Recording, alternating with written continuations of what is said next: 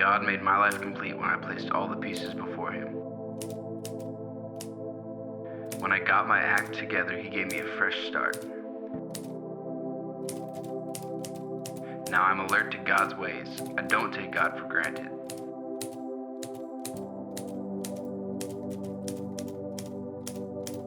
Every day I review the ways He works. I try not to miss a trick.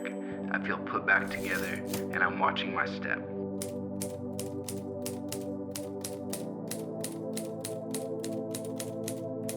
God rewrote the text of my life when I opened the book of my heart to His eyes. So, welcome up to the stage again for Roseanna, and welcome up to the stage, Adrian. Like I said, we're so excited to have you guys just tell your story, and I guess we'll jump right in with, I'd love to hear just kind of from the beginning what your story is. Well, I was raised in church. I've been in church since I can hardly remember. I went to a small church, actually down in Avondale. At the time, it was called Cashin, which I don't even think exists anymore. But very, very small area, and we probably had, in the beginning of it, maybe about 50 people, and then we would just jam pack it with probably like 3 times as many as that, and that building couldn't even hold that. But I just was raised to just be devoted. And so honestly, every single day we had church. I think my mom is here, and so I think she'll probably agree to that. I feel like we had something every single day going on. My mom was very involved. She actually headed up our children's ministries back then, and I was involved in missionettes, for those of you that can remember that. I went through, all those steps. I was crowned. I mean, I loved it, right?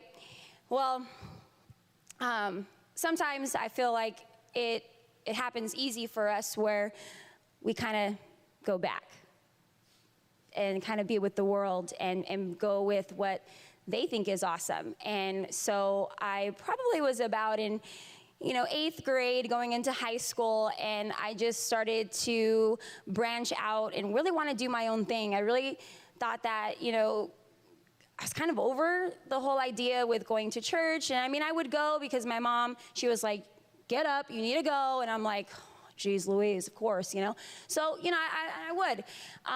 And in that time, it was a very dark moment for me. There was a situation that had happened to me, and I lost trust in that person. And ever since really that moment, I was even more into a dark hole. And I wouldn't really talk to anybody. I had a super big attitude. For those of you who have girls, I mean, I was like real bad.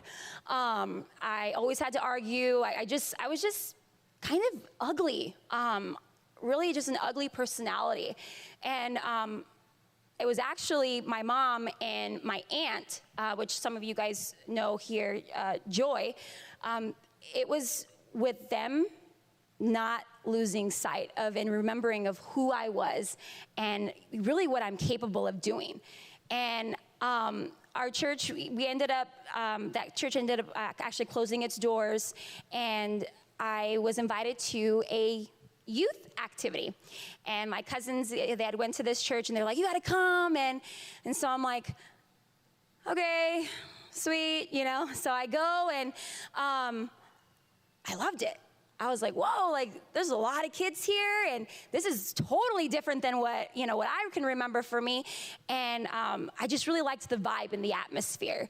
And I actually had went to a retreat that they had on their campus, and I ended up just rededicating, I should say, my life back to Christ. And ever since that moment, I didn't look back, and I had to be able to surrender myself to Him, because honestly, like I said, that area was a very, very dark moment, and I was not the same Roseanna that some of you guys might know now, and I really just had to give it all.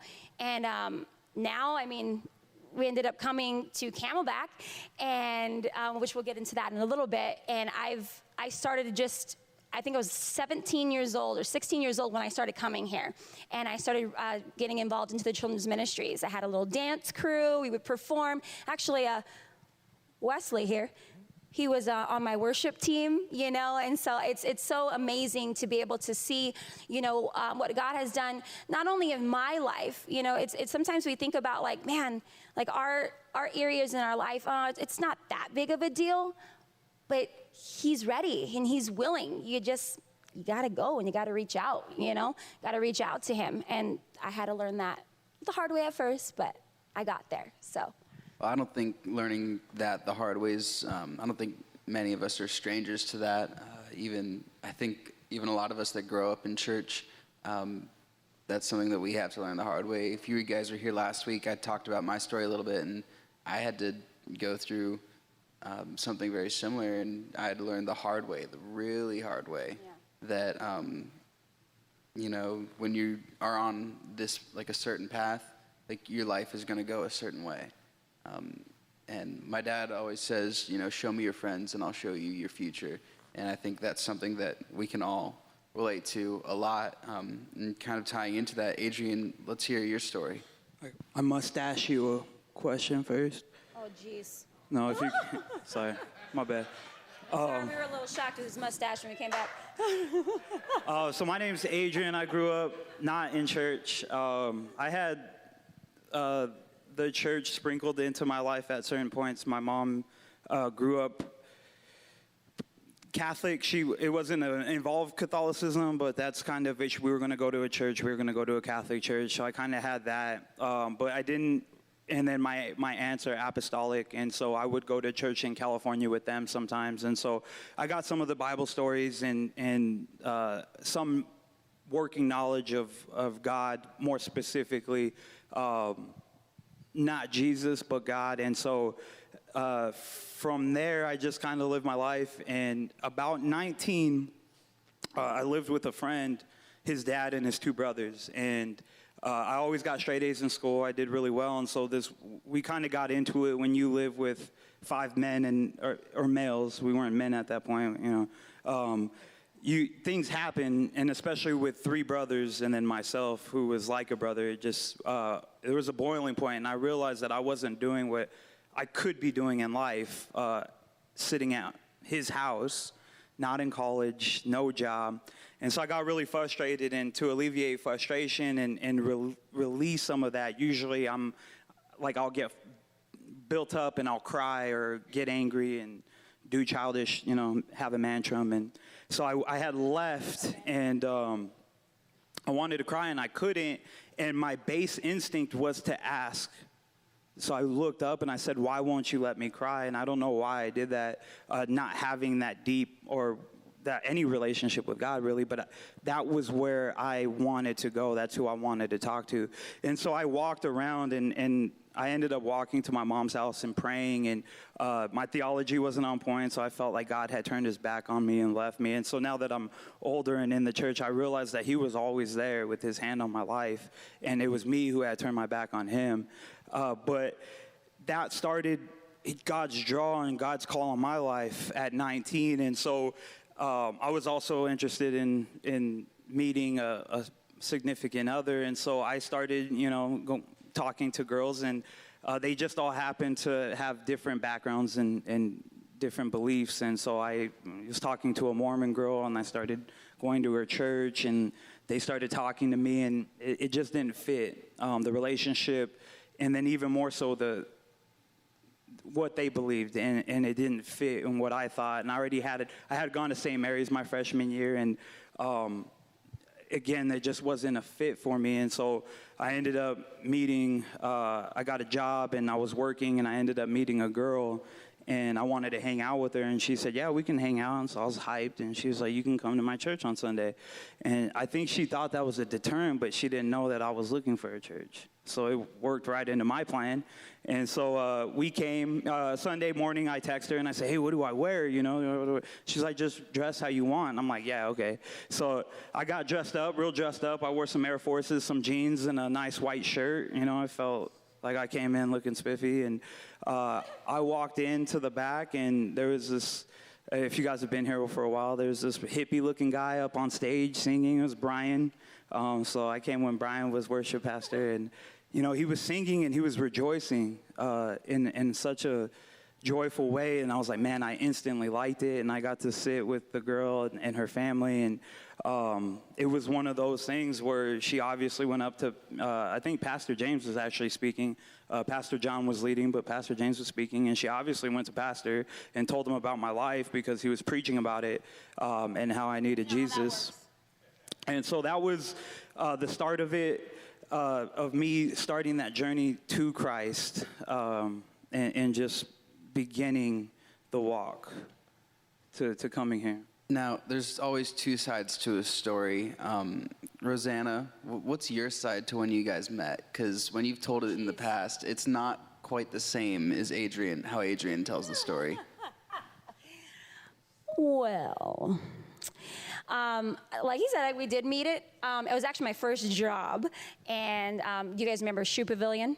And so he was coming from Arrowhead, and I worked at Metro Center. And for me, growing up, Arrowhead was like, hey, that was like, whoa, who's coming from over there, So I worked with a lot of girls, a lot of females, and they had mentioned that there was a manager coming over to help us out. And so I'm like, okay, cool. Oh, he's perfect for you. Yeah, well, I'm with somebody, so I'm not really caring about that. So make a long story short, we ended up hitting it off eventually. But yeah, for some of you that don't know, I actually couldn't stand him when I first met him. And my mom actually told me, be careful. The ones you hate like that are the ones that you're going to marry. And I was like, whoa, Ma, come on, crazy. And it was true. And it actually happened that way. But I did tell him, I did give him that almost like an ultimatum. It's like, hey, like, Christ is in my life now. This is very, very important to me. And we're going to make this work. We literally were eating lunch in his car, and I dropped all my food in his car. He was so mad that day. And that's what I told him. And he did. He made it happen. And I think we have a picture of not too long after that, in 2007, you guys together. We look like babies. That was a month, and she did not like me. She didn't like being held accountable for not doing her job, is what she didn't like, just so everybody knows. Ladies, you all know that ain't true. So far in your story, you guys have grown up, kind of found your own ways to the church, at least to Camelback. What happens after you guys get plugged in and involved? What's going on in your lives around that time?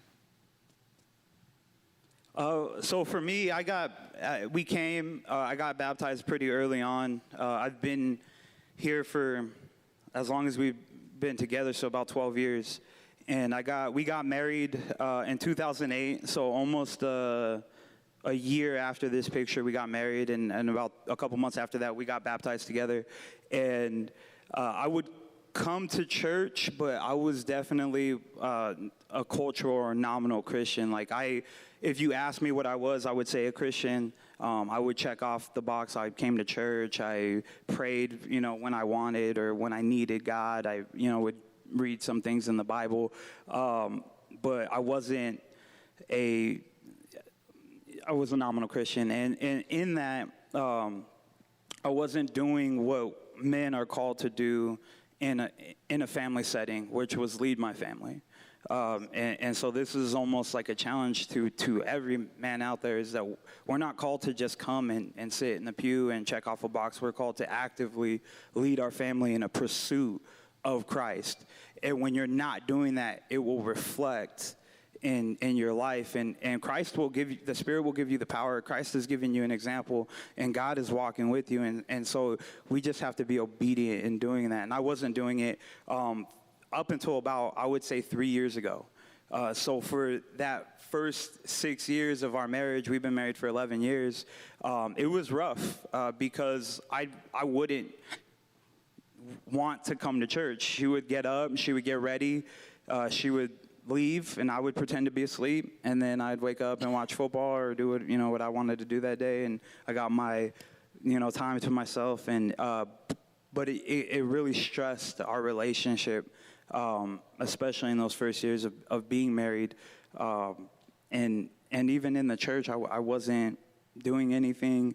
And you don't have to do anything. We're not saved because we do stuff, but proof of our walk with Christ is that we desire to do that. And so you could see just in the fruits of my life that I wasn't, what I said I believed, I wasn't walking, and I probably truly didn't believe it all the way.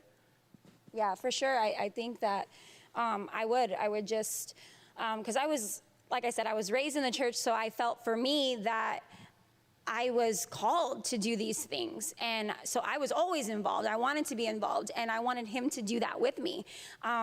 You know, and he did when he started. At the time, that we had nicknames for ourselves in children's ministries. And, you know, my name was Steps. And even to this day, I have college students. You know, it's their second year in college, and they still, to this day, will call me Steps because they remember. That's how they knew me.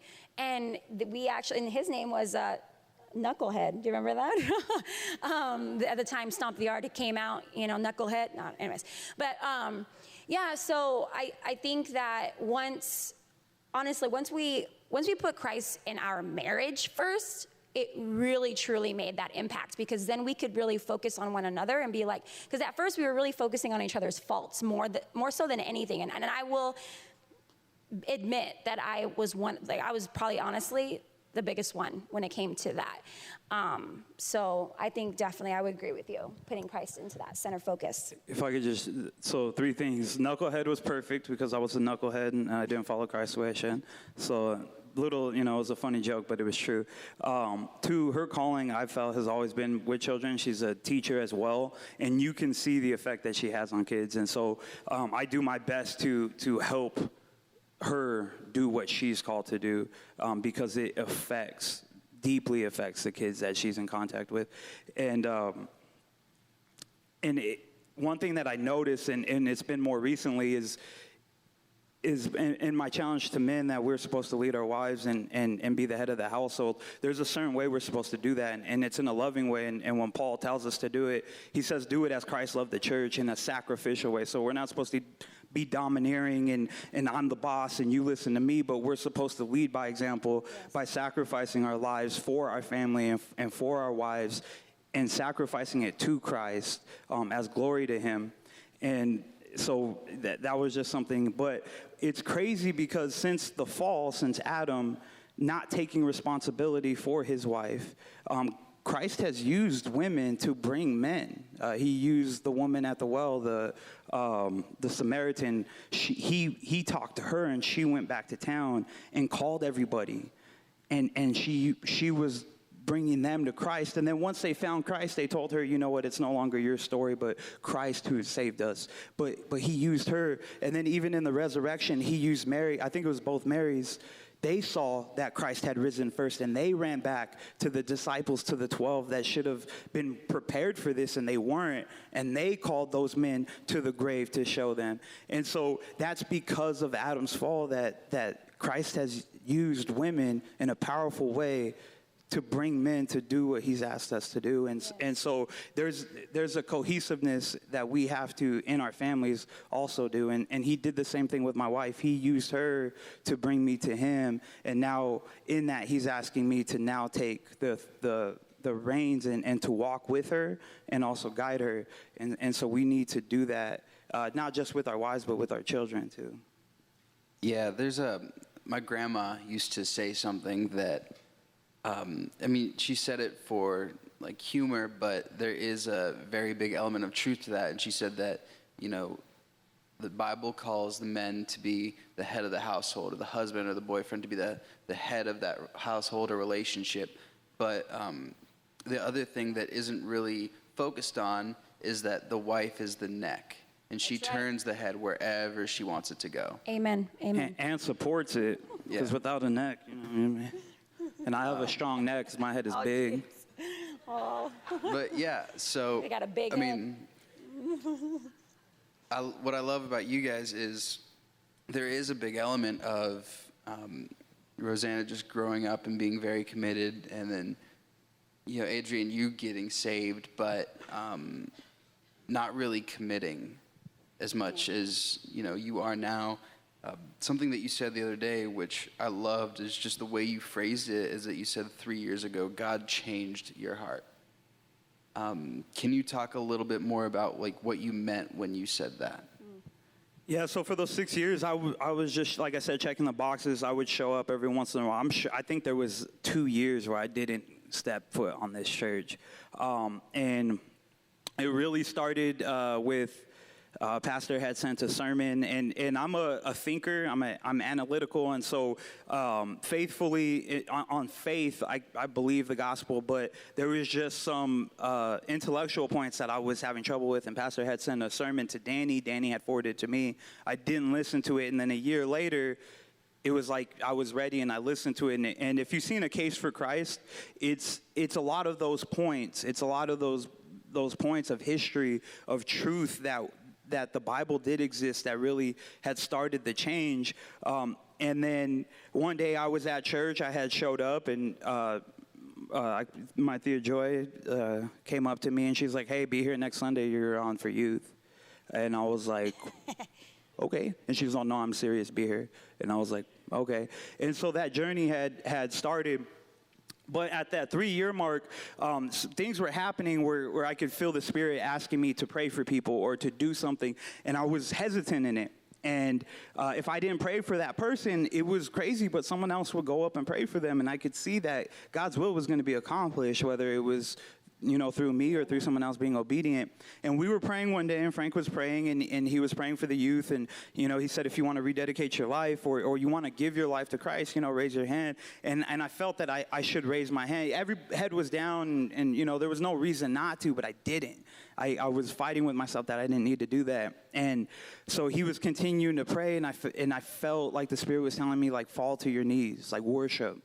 And again, I was like, no, because that's going to make it about me, and I don't want it. I'm arguing these things. And so afterward, I felt convicted, and I went to Frank, and I said, hey, I was being led to do these things, and I didn't do them. And he prayed for me and asked for obedience. And what was happening was, God, Jesus says that the greatest commandment is to give our everything to Christ, our body, mind, soul, and strength, all of it, our whole lives to Christ, to Him and to the Father.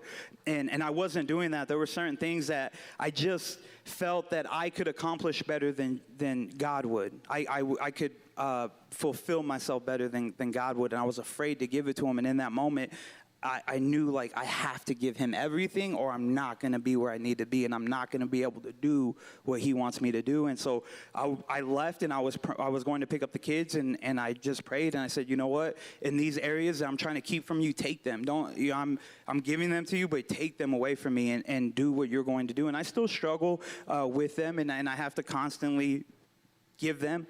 But that was, at that moment, He really just switched it. Once He was like, all right, you're understanding, everything in my life changed from me to Christ. It's just all about Jesus. I love music, and my favorite artist is KB, and he has a lyric, and it says, Jesus, Jesus, Jesus, until I'm mad annoying. Like, if you call Him, that's what He's going to talk about until it annoys you, and that's where I'm at. And so He really through the faithfulness of people praying for me and not giving up on me, just like with what Roseanna said, He really showed me that it's all or nothing with Him. And I think too, with that, there was even a moment, I think I had shared it with my mom or my aunt, I can't remember who I had said it to, but I had made a comment and said, I'm actually in love with Him more now than I think I've ever been. I feel like there's that stage where it's like the honeymoon phase, and everything's all about butterflies and rainbows and woohoo, yay, everything's great. Yeah, we didn't have that. So I felt like it was like really hard in that moment for us. And so now I feel like, because God has been the center focus, I really think that it's really changed Him, obviously for the better, but in our marriage, it's just really has done some positive change in our lives. And I love it. Yeah, and Roseanne, when that was happening with Adrian that night at youth, where, he felt convicted, you guys were telling me a story about how, he just started praying and just felt like you should, and something happened in the middle of that prayer. Would you care to talk about that? So I was praying, and when Roseanna knows I get out of youth or she's on her way home, she likes to call me and talk. And so I'm in the middle of this prayer, like giving my life to God. And she called me, and I'm like, hey, I picked up. I said, I need to call you back. I'm praying. And she's like, are you serious? And I'm like, yeah. And I hung up. So to be fair, for my sake of argument here, I always call like on my way home. Like I'll just be like, hey, I'm coming home, and or whatever. And so I did my norm. I knew that youth was about to be heading out, and at this point he hadn't called me, and I thought, man, what the heck is going on? Where's he at? So I gave a friendly call, and when he picked up and he said he was praying, I was like, I'm sorry, what? Because there was that moment, that he wasn't going to church. It just wasn't the thing. And so that was really cool to it was shocking, I'm not gonna lie, but it was pretty sweet to hear that. Yeah, if you guys would for a second take some dating advice from a single guy. Ladies, look for a guy that's gonna do that. Look for a guy that's gonna say, hold up, I'm praying. Guys, be the guy that does that. Yeah. Like, it is a very great thing to show your spiritual maturity. And yeah, I think it's such a great thing to be equally yoked. And at that time, that was a great sign that you were starting to get back to that place where you were equally yoked. And that's such like a small part of your story, but I think it carries such a huge weight because it is kind of funny, but it shows this point of change of spiritual maturity.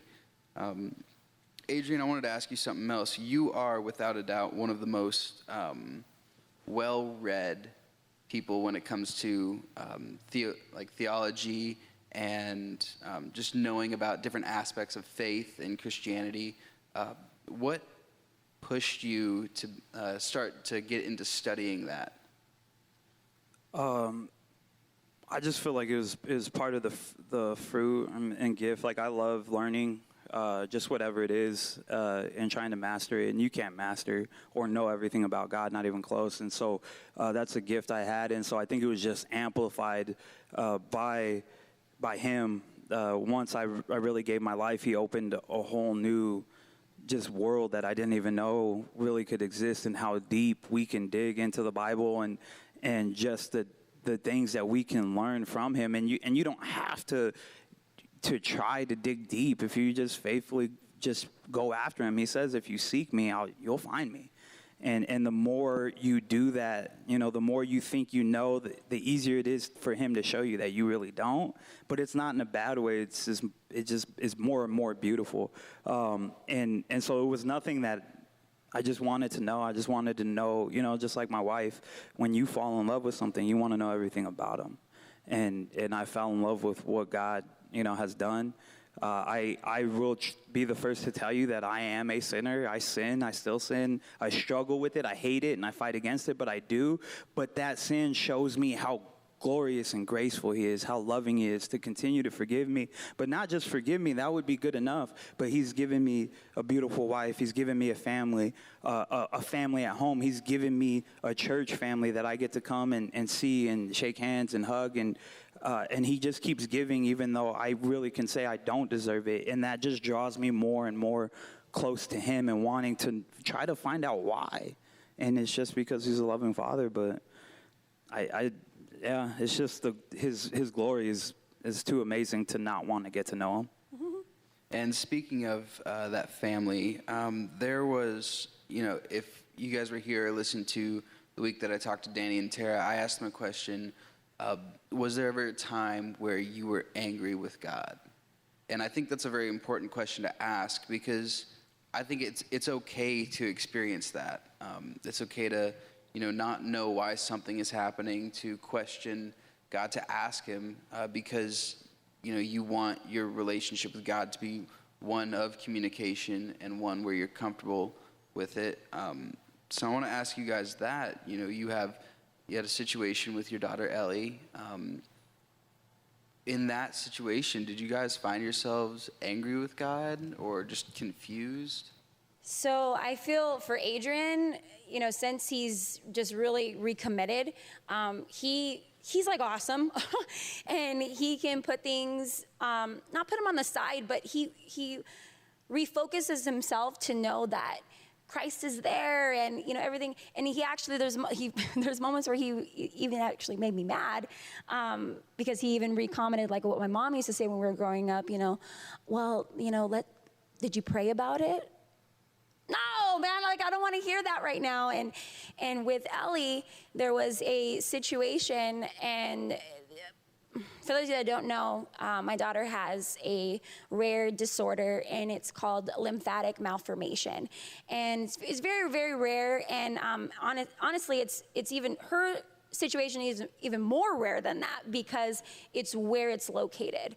And she has this, I don't know how would we say it, cysts? There's a bunch of cysts in her neck and under her tongue that push her tongue forward, and then because it's part of the lymph nodes, it fills with fluid, and so her tongue will get swollen, and just different things happen. Yeah, and so in the beginning, it was very, very rocky. I mean, I think it started when she was about 7 months old, and she always had her tongue, it was always sticking out, and we just kind of thought it was hilarious, you know? We just thought it was cute, and oh my gosh, you're sticking your tongue out, that's awesome, it's hilarious.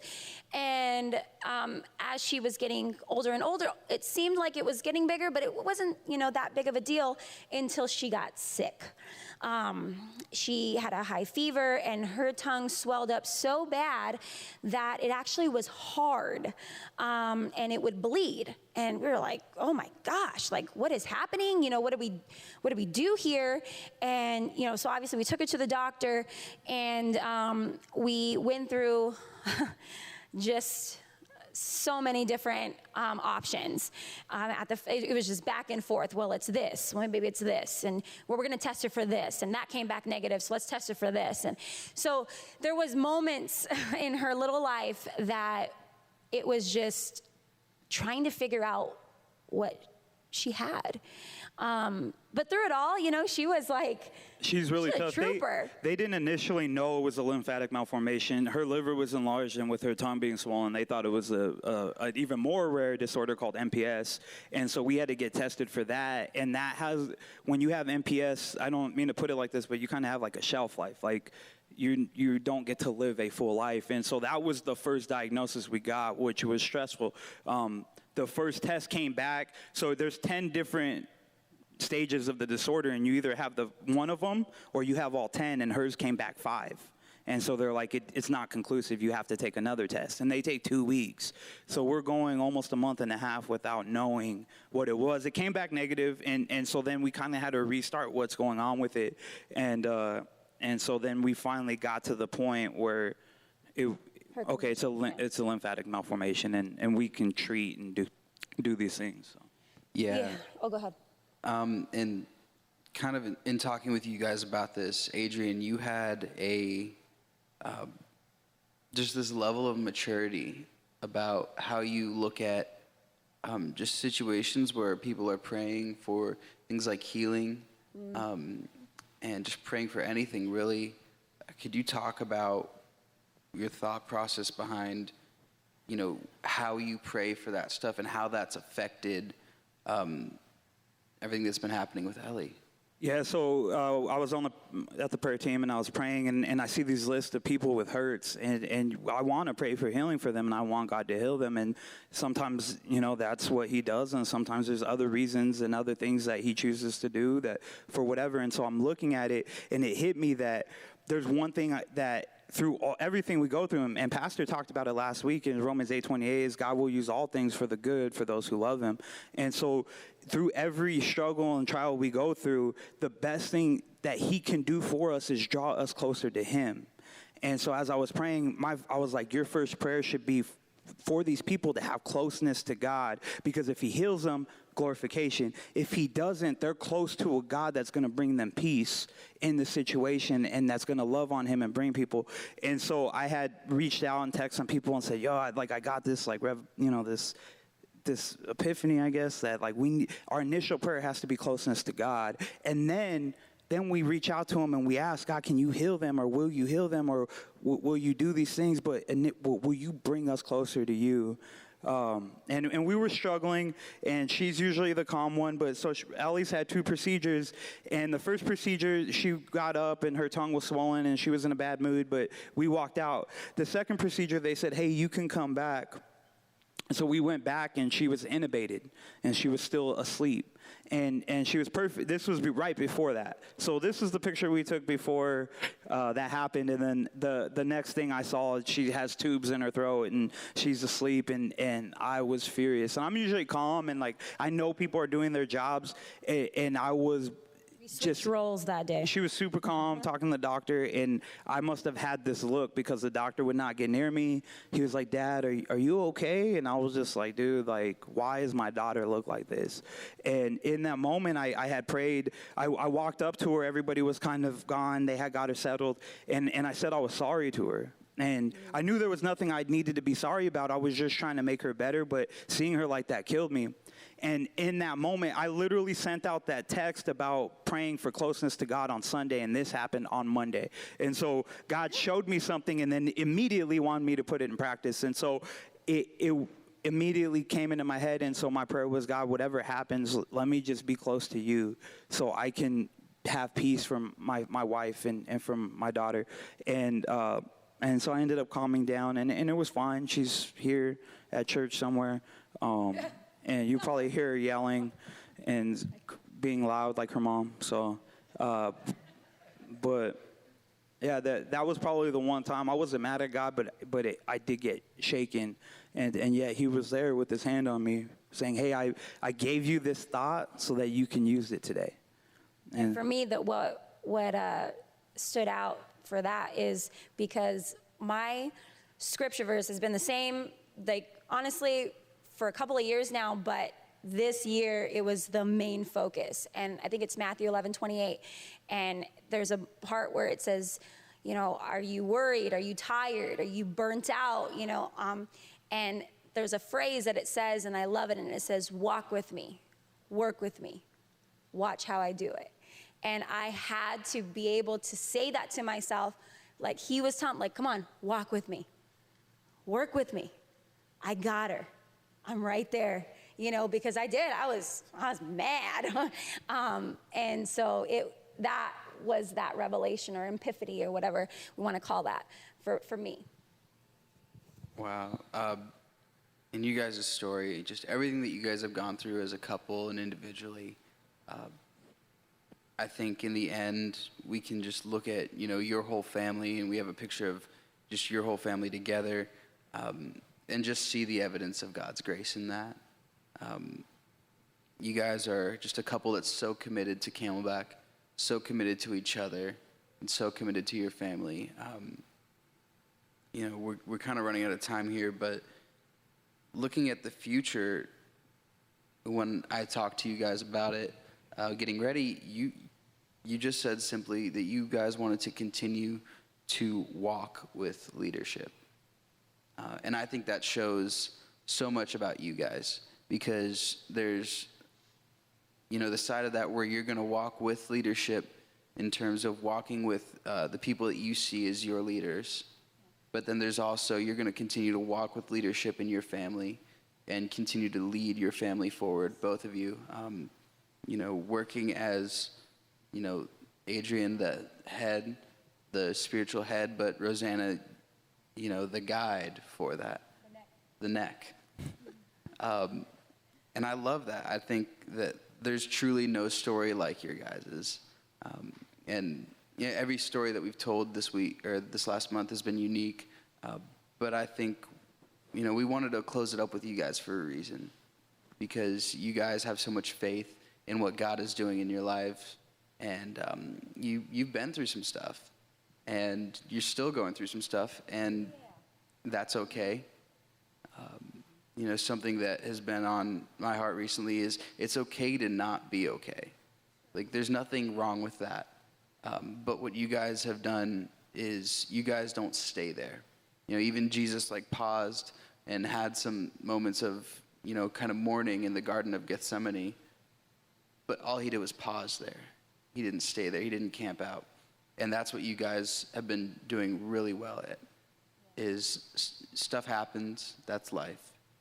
you guys take a moment, take it in, and then trust God and move on. Just if I could jump in, one thing, I've listened, I haven't been here for 2 weeks. We've been running around. And then the first week I was doing stuff around the church. And so I listened to all the Danny, Tara, Wes, and Pastor, and RJ and Christina. And it's very unique how God brings us all together. But there's one thing that's in the center of that, and that's the gospel of Jesus, that all of us, whether we grew up in church or not, are sinners, and that he came and restored our lives to him. And that's for everybody in the church. And I think that is beautiful, that we have our own unique stories that all lead back to the one story that matters, and to the one person that it's all about. And so as I was listening to it, you can hear everybody just point back to God working in their lives in Jesus. And so I thought that was just a beautiful thing, for our Father to use that for us. So. Yeah, I think you just wrapped that up better than I could. So you guys can head on down. Give them a round of applause. And I'm just going to close in prayer. So if you'd bow your heads. God, thank you for today. Thank you for just the opportunity that we have this morning to come together, to hear an incredible story, to hear just about real life. Thank you for always showing us that there's a path out of these things. Thank you for always showing us that there's a plan and a journey in our lives, and that you take all of the things that happen in our lives, all of the messiness and all of the amazing things, and you find a way, you work it for your good. I just pray that you are constantly reminding us of that, that no matter what's happening, you can always turn that for your good and for our good. Your scripture says that you're never going to give us more than we can handle as long as we have you. And so I pray that you just teach us and are with us and push us into that even if something difficult is going on, that we're struggling with something, that we just take that as an opportunity to lean into you, because as long as we're doing that, there's nothing that we can't do. There's nothing that you can't conquer in our lives. So thank you for that. I pray that as we leave today, we just remember all of the stories that we've heard, all of the lives that we've heard you impact, all of the lives that have seen real change and real success because of you. I pray that you just keep that in our minds and keep that in our hearts this week.